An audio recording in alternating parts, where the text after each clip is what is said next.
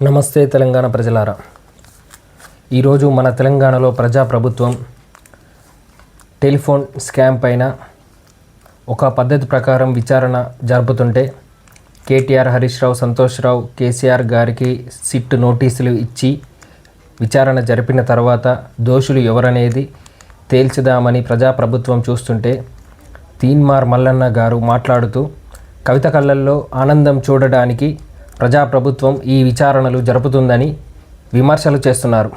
Teenmar Mallanna garu, Congress party లేనిదే మీరు MLC కాలేరు, గుర్తుపెట్టుకోండి.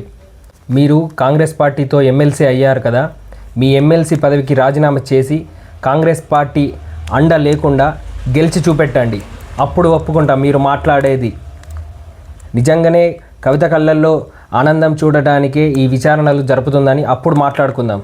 అంతేకాని కాంగ్రెస్ పార్టీ అండతో మీరు ఎమ్మెల్సీగా గెలిచి కాంగ్రెస్ పార్టీ పైన విమర్శలు వేయడం కరెక్ట్ కాదు.